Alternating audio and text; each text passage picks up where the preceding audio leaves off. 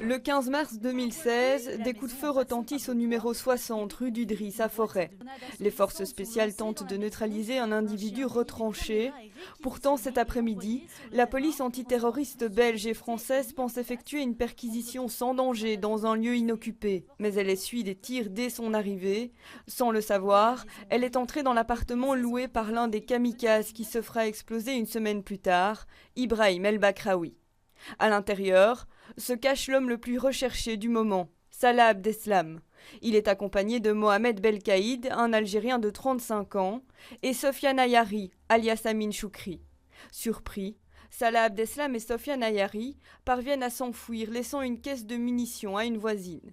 Ma voisine, il y a quelqu'un qui est rentré, ils ont déposé une boîte, je ne sais pas qu'est-ce qu'il y a dedans, elle dit que faut pas toucher, pas ça.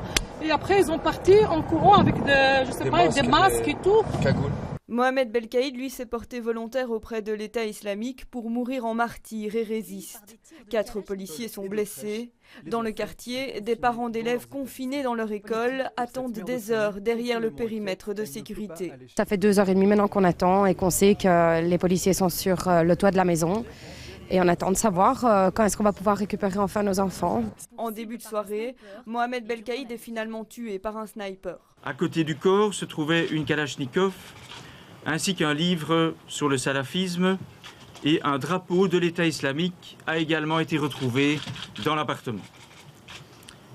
Il y avait également un total de 11 chargeurs de Kalachnikov et d'innombrables munitions. Les perquisitions s'enchaînent chaussée de Nerstal et rue de l'Eau pour retrouver les 2 fugitifs. Le lendemain, l'OCAM réévalue le niveau de menace et décide de le maintenir à 3. On a des indications depuis pas mal de temps sur le fait qu'un attentat pourrait être imminent à Bruxelles comme dans l'ensemble de la Belgique, mais pas particulièrement sur les événements d'hier. Les événements d'hier, manifestement, c'est une perquisition dans le cours de laquelle on ne s'attendait pas à avoir ce type de réaction. Le 18 mars 2016, la traque prend fin. Salah Abdeslam est arrêté au 79 rue des 4 Vents à Molenbeek, à 500 mètres de sa maison familiale. Sofiane Ayari est également interpellé.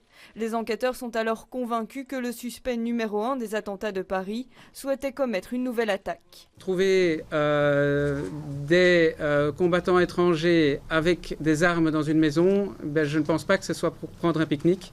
Et donc on avait des raisons effectivement d'être inquiets par rapport à ça. Maintenant, ce qu'ils voudront faire, ce qu'ils voulaient faire, je ne sais pas si nous le serons un jour. Une interrogation qui prend fin le 22 mars. Bruxelles est attaquée par un commando qui a précipité ses plans suite à l'arrestation de Salah Abdeslam.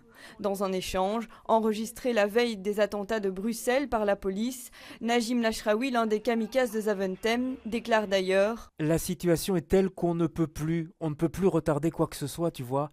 On doit travailler le plus vite possible et on a décidé de travailler, Inch'Allah, demain, mardi 22 mars. » La Belgique a donc enclenché le détonateur plus tôt que prévu.